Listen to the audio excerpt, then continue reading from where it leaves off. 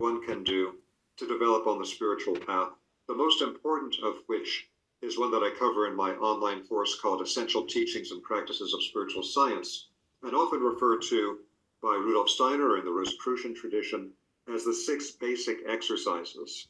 And I teach it in a somewhat expanded format as the 6 essential exercises, but essentially to understand, to give you a practical example, how this might differ from some other approaches. In the old Eastern traditions, there would be an activation of the base of the spine energies first, and then start activating the chakras from the base up. And so this was often connected to Kundalini yoga and Kundalini awakening, but you open the lower chakra first and then have them ascend.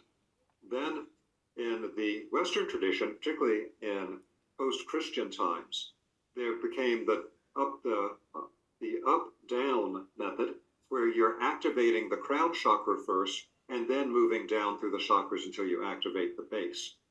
Well, the Rosicrucian approach is different from either of those. It's a center-out approach.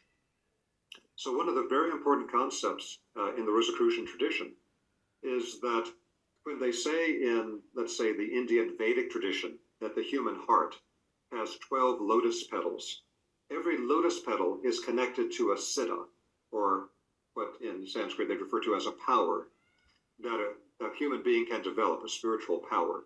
And so to develop the lotus petals of the heart requires specific exercises or ways to use your consciousness. So Steiner's take on this was that 6 of the 12 lotus petals have already been developed in previous rounds of evolution. And where we are right now, we have 6 other lotus petals that we need to develop through specific exercises in order to activate the heart. Now, not only is the heart a spiritual organ of perception that really makes a massive change in the person's spiritual development, it also acts as an organizing center for the entire body of subtle energy. So what happens with many people starting on a spiritual path is they're just doing kind of scattershot different types of spiritual practices that they've heard from here or there, but not necessarily understanding how those practices structure their subtle body in a way that is very fundamental for spiritual development.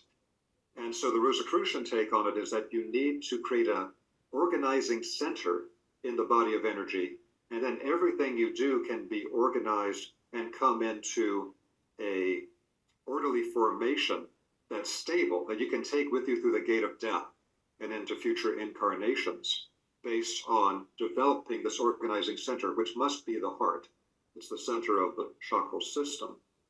And that, again, if we don't do this, then it's hard to make the type of permanent progress that we can if we do create that organizing center. So that would just be an example of practical knowledge as far as spiritual development.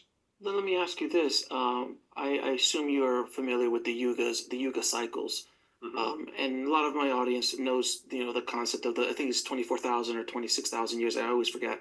But it's a circle of, it's kind of like explain the yugas. The equinox? Yes, exactly. Yeah, exactly. So from my understanding of the yugas, let's say the top of for lack of a better word, the top of the yugas, we are enlightened beings. And then we start to forget till we get to, let's say, the dark ages, which is as low as we can get. And then we start coming back up towards the enlightenment. From my understanding, we are on the upward turn right now. That's why there's such a rapid growth in technology and consciousness and understanding that we are actively going through. It seems to be going so fast. I'm bringing this up because how does the yugas affect this 12-petal idea?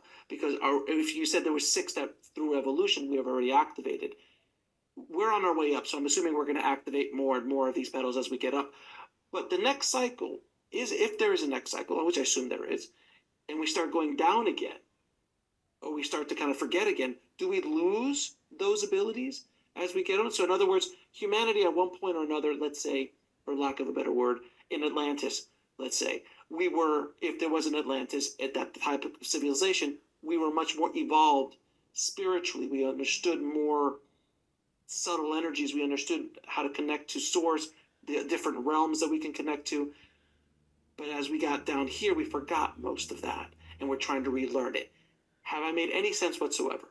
Yes. So let me take this on piece by piece. Please. So the first thing you're referring to is called the precession of the equinox cycle.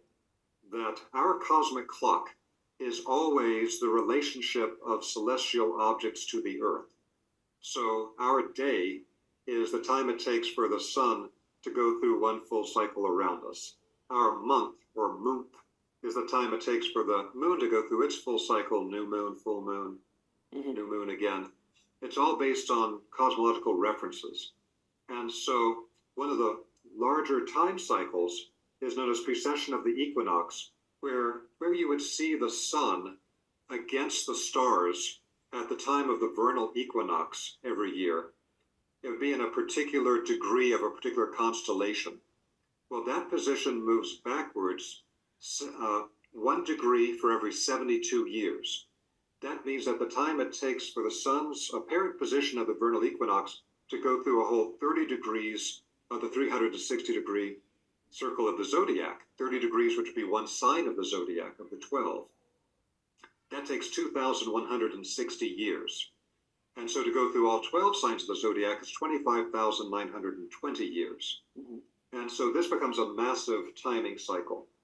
We need to think of all of this as a type of alchemical forming process, that we are being formed into a greater spiritual state through certain types of alchemical influences that are coming in every one of these 2,160 year zodiacal stages.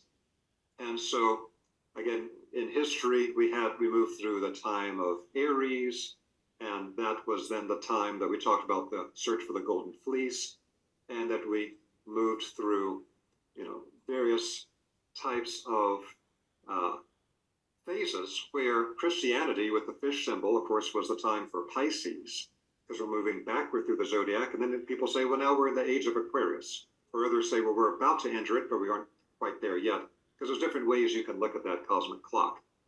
So this will then be stages of an alchemical process that we can actually see with the cosmological references, because they are our clock.